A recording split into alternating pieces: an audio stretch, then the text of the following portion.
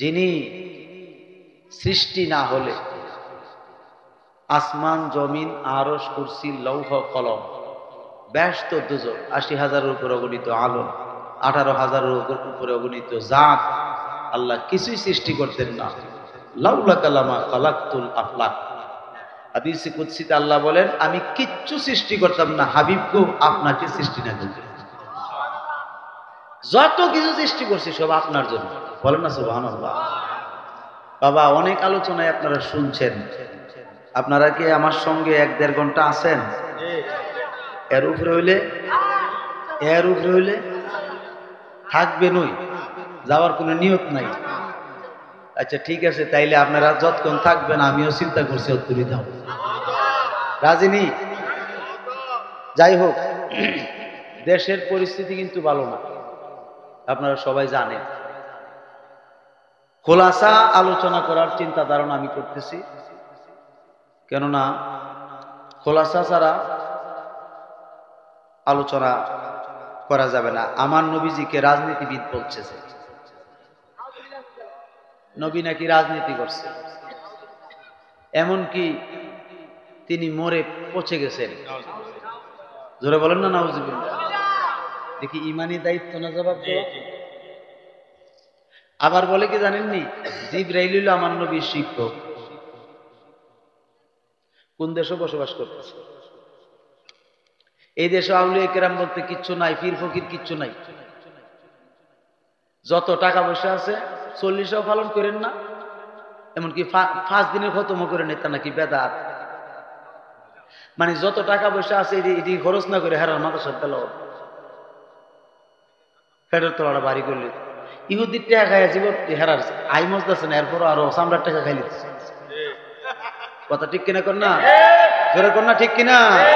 এই জাতীয় মুসলমান এখন বাংলাদেশে ঘরে ঘরে পয়দা করে দিতেছে কিন্তু, কারণ আপনার ছেলেটা পড়তেছে কলেজে, হয়ে গেছে। এটা আপনার ছেলে আপনার ফতোয়া দিব, ঠিক নি? এই জন্যই মাদ্রাসা, এই জন্য কি মাদ্রাসার প্রয়োজন। মাদ্রাসাতে একটা ছেলে যদি আপনি দেন, এই ছেলে সুন্নি হবে, মা বাবা সুন্নি থাকবে। আর যদি মনে করেন আপনার একটা ছেলে বা আমার একটা ছেলে নিয়ে যদি ওয়াহাবি বানিয়ে লিতে রে, তো মনে করেন আপনি নিজের ছেলের কাছে জিম্মি। এরা কিন্তু এটারই টার্গেট করতেছে, ঠিক কিনা? অথচ আল্লাহর হাবিব সাল্লাল্লাহু আলাইহি ওয়াসাল্লাম সহিহ মুসলিম শরীফে বলছে, আল খেলাফাতু মিন বাদি সালাসুনা সানাতান সুম্মা তাকুনা মুলকান। আল্লাহ নবী বলছেন কি, যে আমার ইন্তেকালের পরে খলিফার শাসন চলবে 30 বছর। কত বছর? 30 বছর। সুম্মা তাকুনা মুলকান, এরপরে রাজনীতি শুরু হইল। সুবহানাল্লাহ বলবেন না? এরপরে কি রাজনীতি শুরু হইল। আর হেরা আমার নবী বলে রাজনীতি করছে। আবার কবরের 3টা প্রশ্ন আছে না, এটি বলে রাজনৈতিক প্রশ্ন। মাথায় টুপি, মুখে দাড়ি, পরনে পাঞ্জাবি, ইমান কায়রা নিতেছে।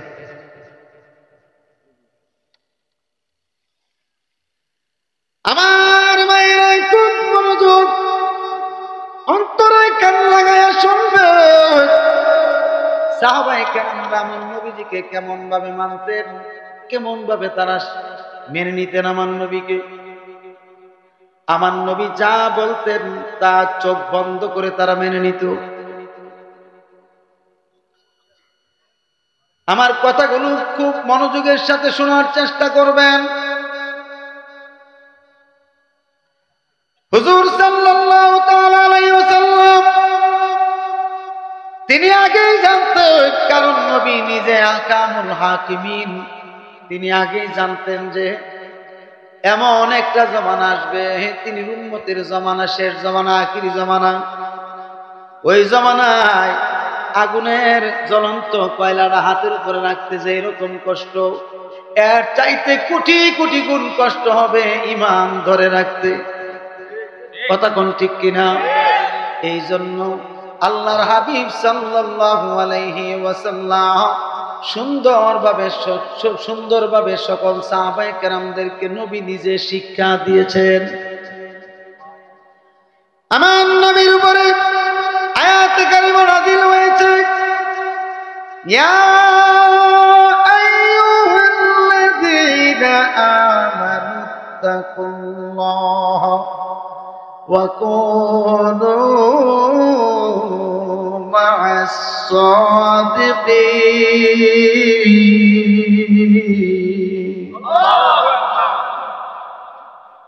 আল্লাহ পাক আয়াতে কারিমা নাযিল করছেন নবীজির উপরে। নবীজি সাহাবীদেরকে শুনাইতেছেন তরজমা করে। কি? আল্লাহ নিজে আদেশ করছেন, হে ঈমানদারেরা, তোমরা আল্লাহকে ভয় করো। আল্লাহকে কি করো? ভয় করো এবং সত্যবাদীদের সঙ্গী হও। সত্যবাদীদের সঙ্গী হও। সাহাবায়ে কেরামদের মধ্যে সবচাইতে জ্ঞানী এবং বিচক্ষণ সাহাবী ছিলেন হযরতে মাওলা আলী রাদিয়াল্লাহু তাআলা আনহু। তিনি আমার নবীজির সামনে এই আয়াতে কারিমা যখন তিলাওয়াতটা শুনাইয়া তরজমা নবী শুনাইছেন, সঙ্গে সঙ্গে তিনি দাঁড়াইছেন। দাঁড়ায়া কিছুই বলে না, কোনো কিছুই জিজ্ঞাসাও করে না, শুধু দাঁড়ায় রয়েছে। আমার নবী জিজ্ঞেস করলো, আলী রে, কি ব্যাপার, তুমি কেন দাঁড়ায় রইলাম? তুমি কি কিছু বলতে চাচ্ছ নাকি? বলতেছি, ইয়া রাসূলুল্লাহ, আমি আলী কি বলবো আপনাকে? আমি যা বলবো আমার সমস্ত কথা আমার নবী জানে। আমার নবী জানে আমি কি বলবো। বলতেছে, আলী শুনে নাও, এরপরও তো তুমি প্রকাশ করা লাগে, সকলের সামনে প্রকাশ করো। বলতেছি, ইয়া রাসূলুল্লাহ, সত্যবাদীদের সঙ্গী হইতে বলছেন, কোরআন দ্বারা আপনি সাব্যস্ত করছেন। আমি আলীর কাছে তো আপনি নবী নিজে সত্য এবং নিয়ে আসছেন সত্য একটা বাণী। এই সত্য বাণীটা হচ্ছে কোরআন। এই কোরআন হলো সত্য বাণী। আপনি নিজে সত্য, আপনি নিজে নিজে সত্যবাদী। আর কারে অনুসরণ করব? আর কারে অনুসরণ করব? আর সত্যবাদী কারে আমি ধারণ করব? এই বিষয়টা আপনি জানাইয়া দেন। আমার নবী ডাক দিয়ে বলেন, আলী রে, ও আলী, আমি কেন তোমাদেরকে এই কথা বললাম? আল্লাহ কেন এই কথা আমার কাছে নাজিল করলেন?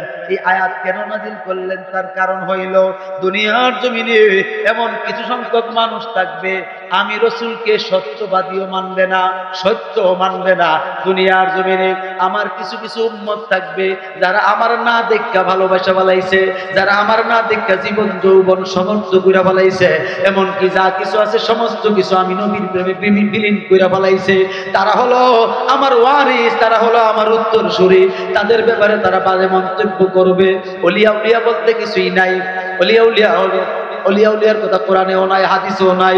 এইরকম বাজে কথা তারা বিভিন্ন মঞ্চে মঞ্চে বলবে, বিভিন্ন মিডিয়াতেও বলবে, বিভিন্ন পদে পদে তারা উচ্চারণ করবে। এই আমার সাহাবী হযরত আলী শুনো, এই আমার আলী তুমি শুনে নাও, কোন একটা সময় আসবে যারা আমার ওয়ারিসদের মধ্যে অন্য রকমের একটা বিষয় ঢুকাইয়া দিব, বেদাত ঢুকাইয়া দিব, এমনকি হারাম জাতীয় বস্তুটাও ঢুকাইয়া দিব, কেউ টের পাইব না। এই জন্য আমি রাসূলকে আল্লাহ পাক আগে সতর্কবাণী দিয়া সমস্ত বিশ্ববাসীকে জানিয়ে দেওয়ার জন্য বলছে। এই বিষয়টা হচ্ছে এমন, এ আলী, এই আয়াতের সীমাবদ্ধতা তোমার রাসূল পর্যন্ত না, এই আয়াতের সীমাবদ্ধতা থাকবে কিয়ামত পর্যন্ত। কেননা আল্লাহ বলছেন, হে ঈমানদারগণ, তোমরা কি করো? আল্লাহকে ভয় করো। কিয়ামত পর্যন্ত যত সত্যবাদী আছে, সাদিকিন আছে, প্রত্যেকের সঙ্গ ধারণ করো। এটা কি নবীজি পর্যন্ত সীমাবদ্ধ না কিয়ামত পর্যন্ত?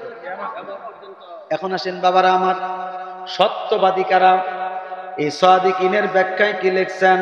সাদিকিনের ব্যাখ্যায় লিখছেন, ইয়ানি আউলিয়া আল্লাহ ওয়া শায়খান ওয়া মাযহাবাতান। বলেন না সুবহানাল্লাহ।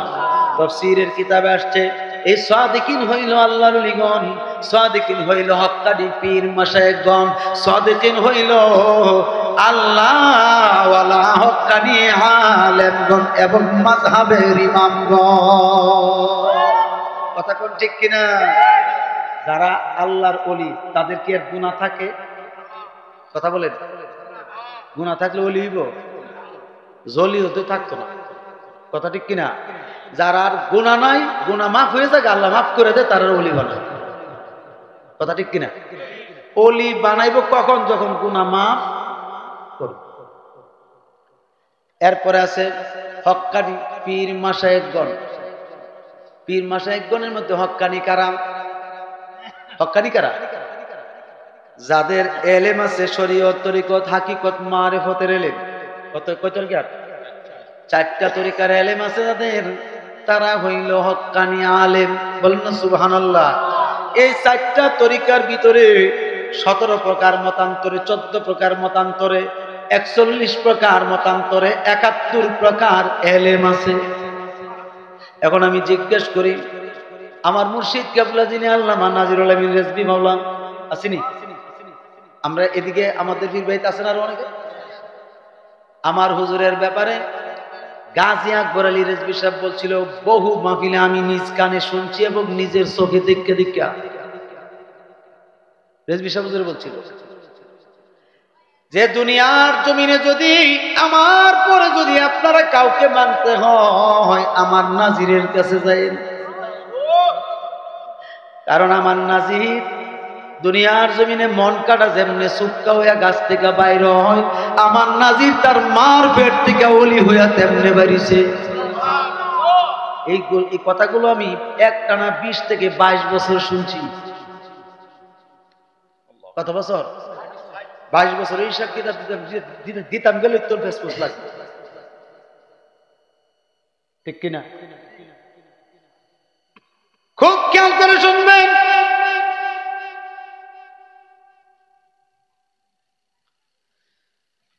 এই জন্য আমি বলবো, হক্কানি আলেম যারা, যাদের অন্তরে শরীয়তের ইলম আছে, তরিকতের ইলম আছে, হাকিকতের ইলম আছে, মারিফতের ইলম আছে, তাদের ব্যাপারে খুব সতর্ক সাবধান থাকবেন। যেমন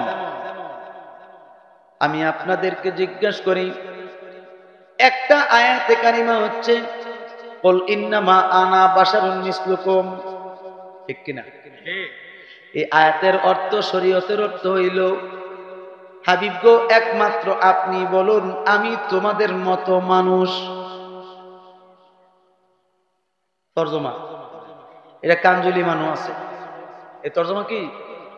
কাঞ্জুলি মানে আল্লাহ হযরত করছে। খুব খেয়াল। এখন আসেন এই কাঞ্জুলি মান থেকে ব্যাখ্যা নেন। ব্যাখ্যা কেমন ব্যাখ্যা?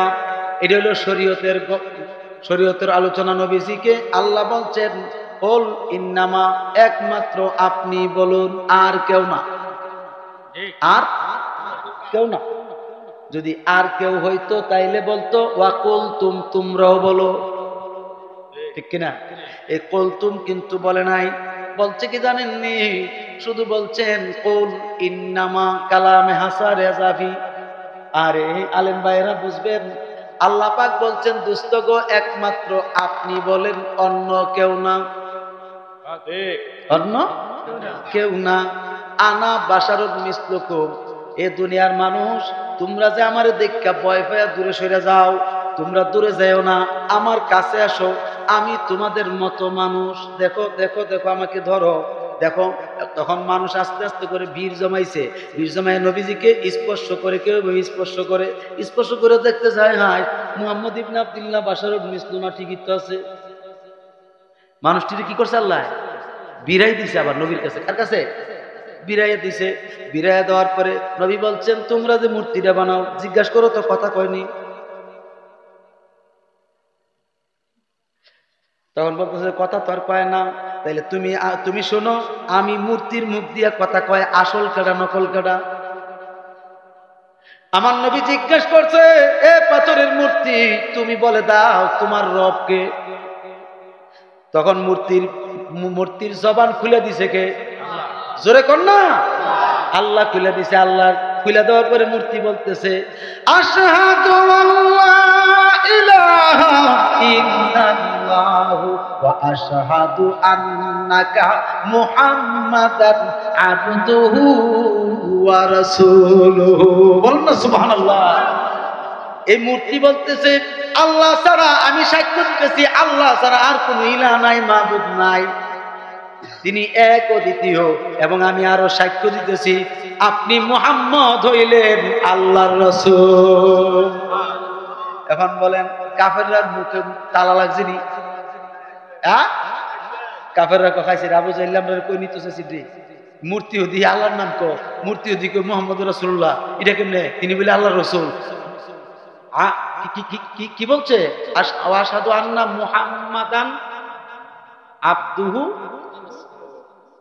ওয়া আশহাদু আন্নাকা বলেন না সুবহানাল্লাহ এই কাজে কা আছে যে জমি এই কাজ জমিটা তো অন্য জায়গায় নাই কিন্তু এখানে এই যে পাথর যে কথা বলছে এই সাক্ষীটার ক্ষেত্রে ও আশহাদু আন্নাকা বলেন না সুবহানাল্লাহ আমি সাক্ষ্য দিচ্ছি আপনি আল্লাহ বলছে তাহলে প্রমাণ হয়েছে নবী সত্য ঠিক নেই তখন এই মজলিসে যারা ছিল সবাই বলতেছে হুজুর আর আর কথা বাড়ায় লাভ নেই আমরা পড়াই দেন লা ইলাহা ইল্লাল্লাহু মুহাম্মাদুর রাসূলুল্লাহ সাল্লাল্লাহু আলাইহি ওয়াসাল্লাম সকলে আমার সাথে একটু মহব্বতে বলেন নবী নবী করে আর কত কাল আমরা কাঁদব নবী নবী করে আর কত কাল আমরা কাঁদব আপন নয়নে নূর নবীকে আপন নয়নে নূর নবীকে হৃদয় মাঝে ধরে রাখব নবী নবী করে আর কত কাল আমরা কাঁদব নবী নবী করে আর কত কাল আমরা এই কাঁদনে কবে জানি হবে সমাধি কেঁদে কেঁদে দু চোখ আমার হলো যে নদী তাই তো আমি কেঁদে কেঁদে তাই তো আমরা কেঁদে কেঁদে সাগর বানাবো নবী নবী করে আর কত কাল আমরা কাঁদব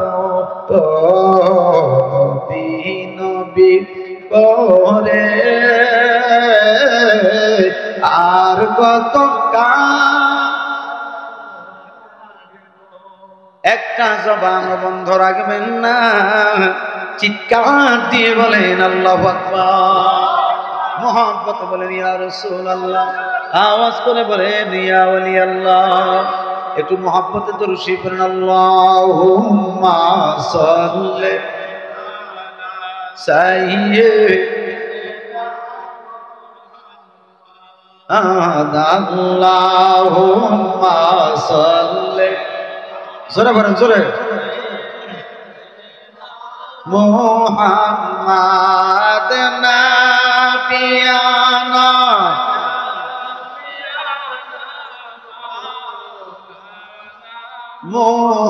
মুহাম্মাদ নাবি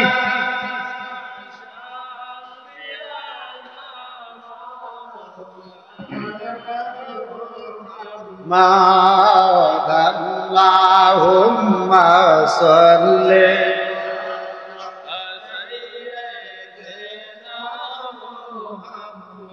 নবী আমরার পরশ মোহনী নবী আমরার জানের জান নবী আমরার পরশ মোহনী নবী আমরার জানের জান আইরে নবীজিকে না দেখিলে বা আয়াশেকের প্রাণ আল্লাহুম্মা সাল্লি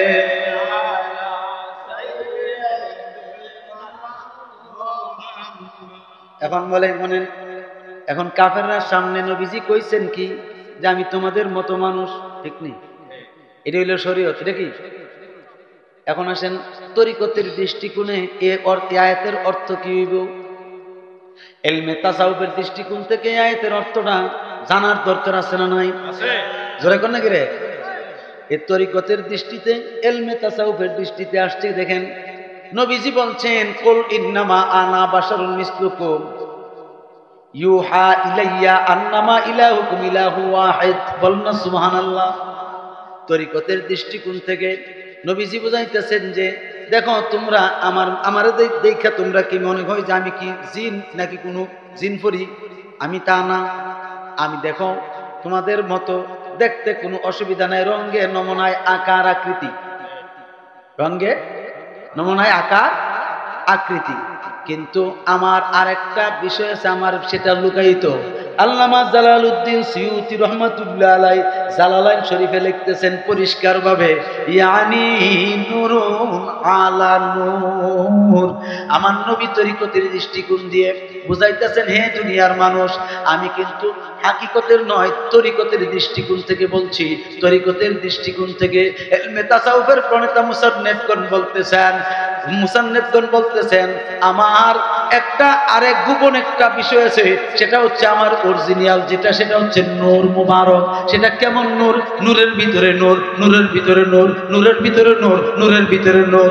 একটা না, এই একটা নূরের ভিতরে ভিতরে, নূরের ভিতরে ভিতরে, নূরের উপরে নূর, ওই নূরের উপরে 70,000 নূরের পর্দা। কিসের পর্দা? কয় হাজার? আর জোরে কন। নবীজির বডি মোবারকের উপরে 70,000 নূরের পর্দা দিছে। এটা হলো তরিকত। এটা কি? এখন হাকিকত কি? হাকিকত জানার দরকার আছে নি? হাকিকতের দৃষ্টিতে আয়াতের ব্যাখ্যা হইল ফরমুজান কি জমিন দর নজারে তুচু চুপরাইজ। জিবরাইল আমিনের কথা হযরত মাওলানা রুমি বলতেছেন। জিবরাইল বলছে, ইয়া রাসূলুল্লাহ, মেরাজের সময় সিদরাতুল মুনতাহায় গিয়া বলছেন, জিবরাইল নবী গো, এখান থেকে চুল পরিমাণ গেলে লা আহরাকতু, নিশ্চয়ই আমি আল্লাহর নূরের তাজাল্লিতে পুরে যাব। ঠিক কিনা? আমি কিন্তু হাকিকতের কথা বলতেছি, মন্তব্য করা যাবে না।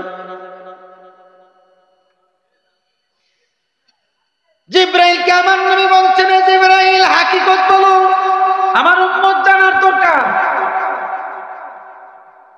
জিবরাইলের কথাটাকে মাওলানা রুমি বলেন, বসুরে মুহাম্মদ করোগে খুদা তাজাল্লি চু আমদ মুহাম্মদ কুজা মুহাম্মদ রাজুদা মা কুন আদ খুদা মুহাম্মদ খুদা শুদে মুহাম্মদ খুদা।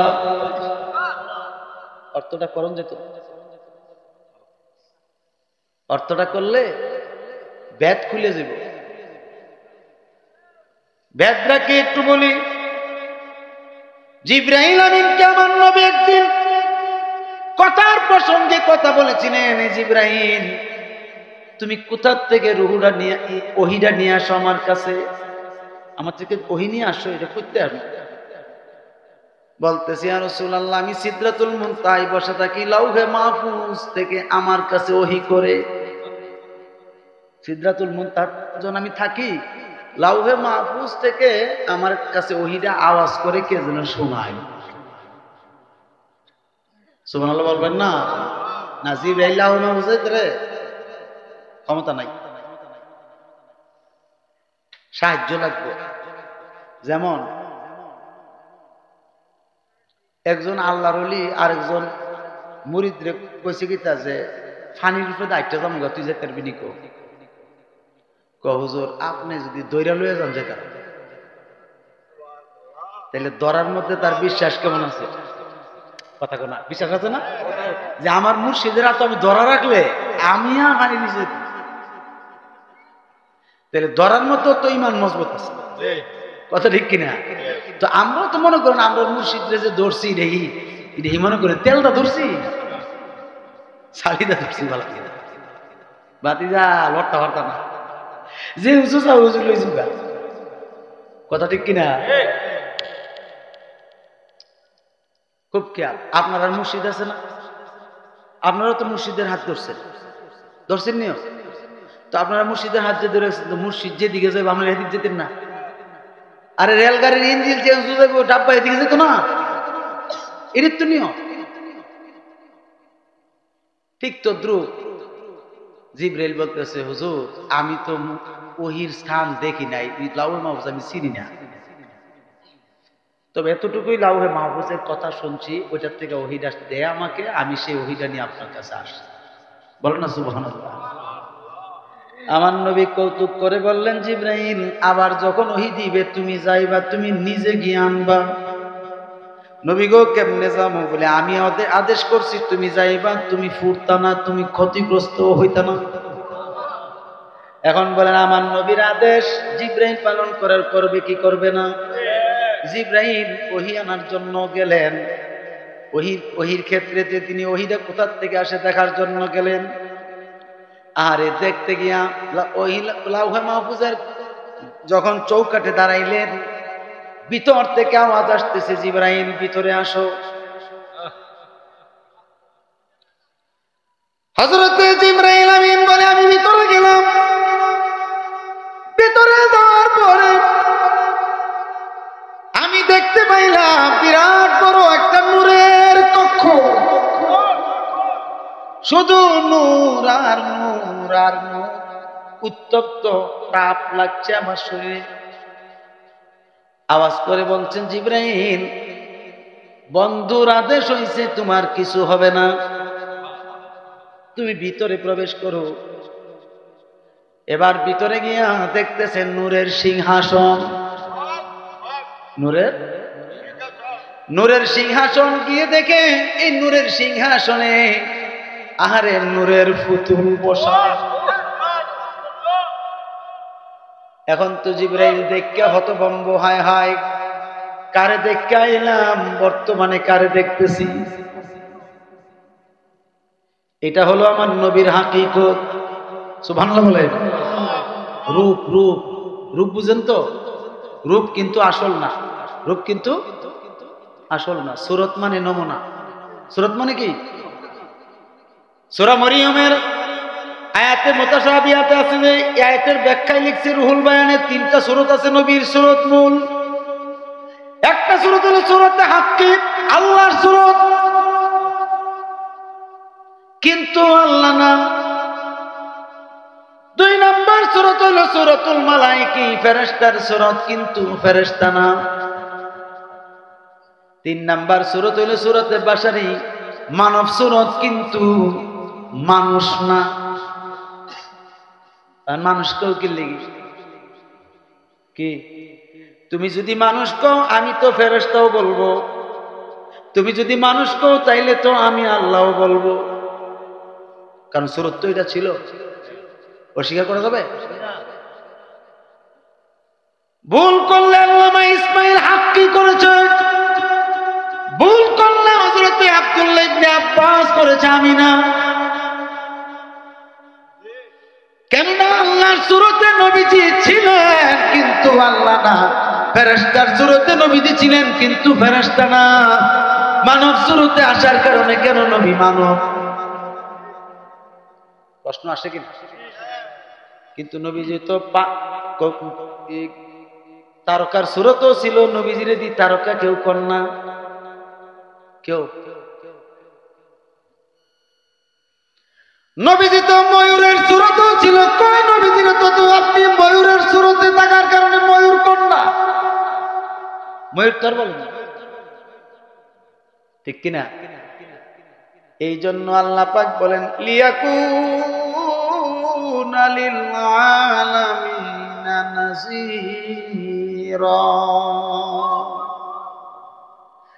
হাবিব গো, আপনার শান আজমত দুনিয়ার কোন সাধারণ মানুষ বুঝবে না।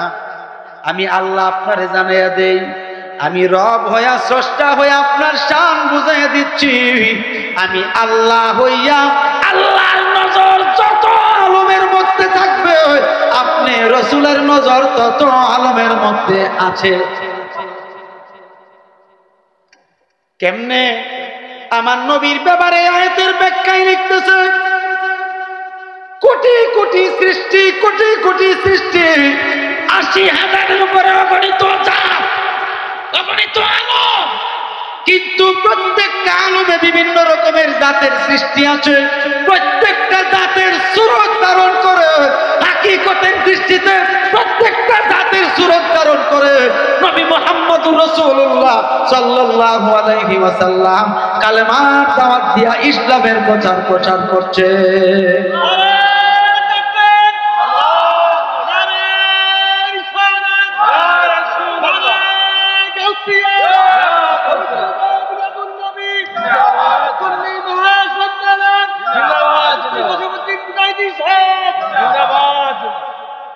ভজরে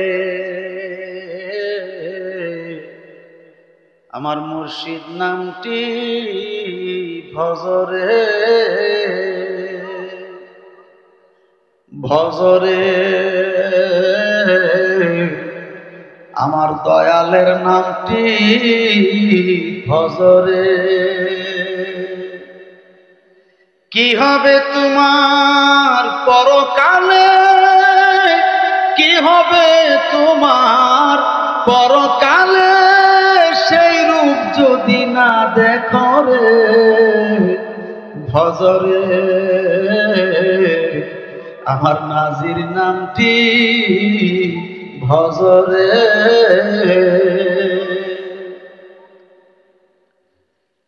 চিনো ভালো করে ধর চরণ তলে, চিনো ভালো করে ধর চরণ তলে,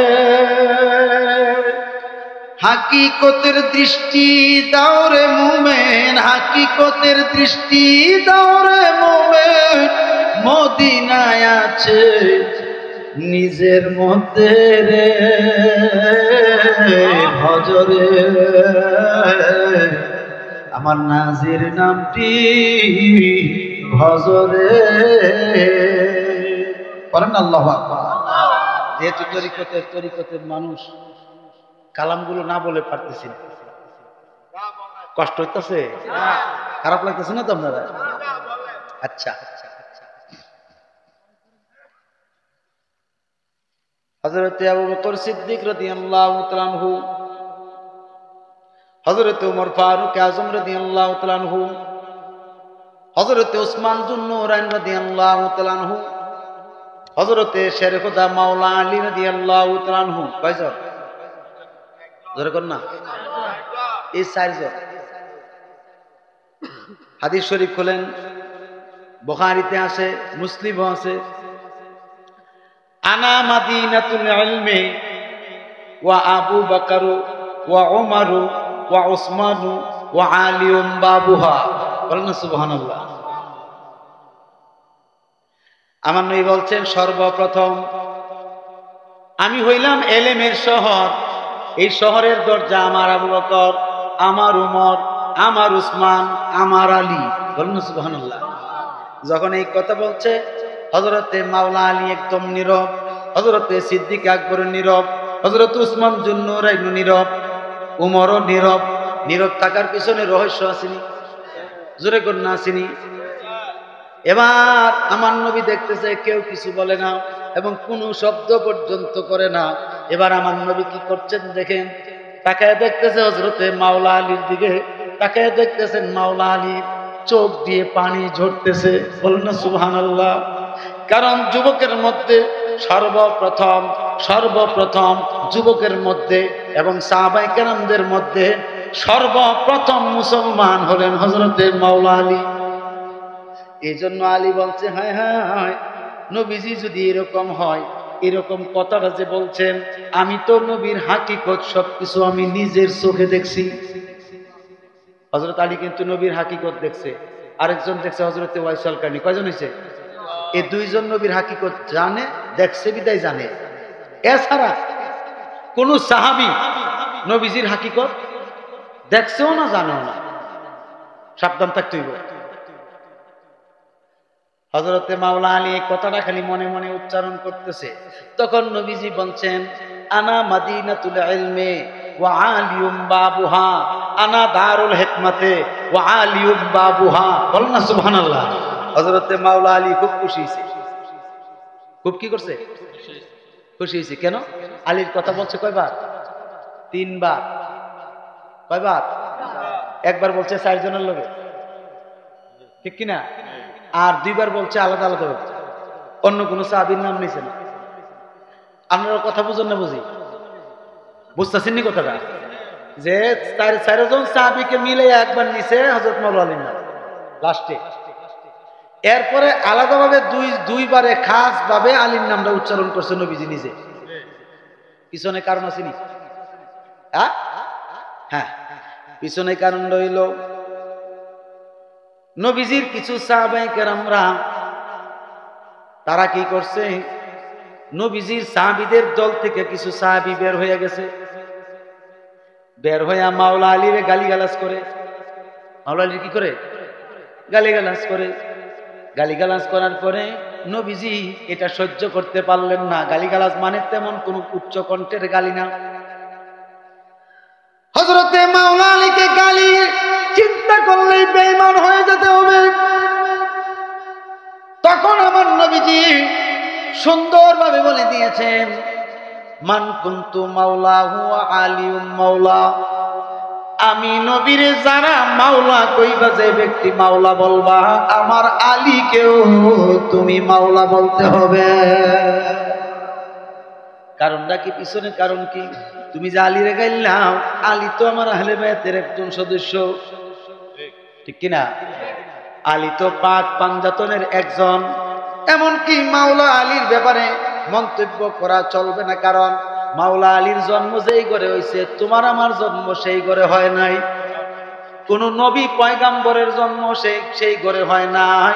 একমাত্র এই ঘরের জায়গার মাটি দিয়া আদম নবীরে সৃষ্টি করছে। আদম নবীরে সৃষ্টি করছে। এই জন্য যত আদম সন্তান আছে প্রত্যেকের মূল হইল খানায়ে কাবা। কুল্লু শাইইন ইয়ারজিউ ইলা আসলিহি। বলেন না সুবহানাল্লাহ। প্রত্যেক বস্তু তার মূলের দিকে ধাবিত হয়। আমরার মূল তো খানায়ে কাবা, এই জন্য কাবা ঘরের দিকে ফিরিয়ে আল্লাহর সাজদা দেওয়া লাগে। বুঝেন না? বুঝি কথাটা? আমরার মূল কই? খানায়ে কাবা। এই খানায়ে কাবার দিকে ফিরে এই জন্য আমরা সেজদা করা লাগে, যেহেতু ফেরেশতারা আদমকে সেজদা দিয়া নবীজিকে মূল সেজদা দেওয়া তাজিম করাইছে। কথা বুঝছেন নি? এই নবী আবার এই কাবারে সেজদা কইরা ওই সাহাবীদেরকে নিয়ে সম্মান দিছে। এই জন্য উম্মতকে বলছে কিয়ামত পর্যন্ত তোমরা এই কাবার দিকে সেজদা দিবা। বলেন না সুবহানাল্লাহ। এখন যারা সালাফি আছে, আহলে হাদিস নামদারি, আপনারা সাইকুট নাই মনে? সাইকুট আছে? হয়তো গোপন টোপন থাকতে পারে। সাইকুটে নাই, সান্দিনা আছে তো, সালাফি আছে, আহলে হাদিস নামদারি আছে, আসেনি? আমি জিজ্ঞেস করি, তোমরা তো কাবার দিকে ফিরে সেজদা দাও, এটা কার প্রতিষ্ঠিত কাবা? যিনি ঈমান এবং ইসলাম, নবী মুহাম্মাদুর রাসূলুল্লাহ সাল্লাল্লাহু আলাইহি ওয়াসাল্লাম। বলেন না সুবহানাল্লাহ। নবীজি শেষ সংস্কার করে তো প্রতিষ্ঠিত করছে। কথা ঠিক কিনা? আর তুমি যদি নবীর বিরুদ্ধে কথা কও, তাহলে তুমি সেজদা কাবার করে দিবা কেমনে? তোমার ব্রেইনে হইব কেমনে? কথা ঠিক কিনা? এই জন্য এরা বাইতুল মুকাদ্দাসকে বেশি প্রাধান্য দেয়। আপনারা দেখেন না মিডিয়াতে ছবি দেখে আগে বাইতুল মুকাদ্দাস। কথা বুঝেন না? বুঝি। এই আহলে হাদিসরা কিন্তু আগে বাইতুল মুকাদ্দাসের ছবিটা দেয়, এরপরে দেখে যে জনগণের চাপটা বড় পড়বো, তখন গিয়া কাবাগরের ছবিটা দেখা, এরপরে নবীজির সবুজ গম্বুজ মুবারকের ছবিটা দেখা কিনা? এটা হলো বাসনের লেখা। এর মূল তো হলো ইহুদি, এর মূল কি? ইহুদি। আমার নবীর গুরুত্ব তাদের মধ্যে নাই। তো আমরা আহলে সুন্নাত উম্মতি মুহাম্মাদির জন্য আমার নবীর গুরুত্ব আছে না নাই? আত্মীলা বলেন আছে না নাই? আর জোরে কোন আছে না নাই? উচ্চ কণ্ঠে বলেন আছে না নাই?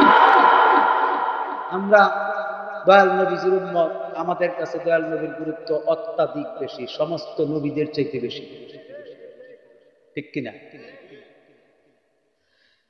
বলেছিলাম বাবারা আমার, এই 4 জন খলিফা, ঠিক কিনা?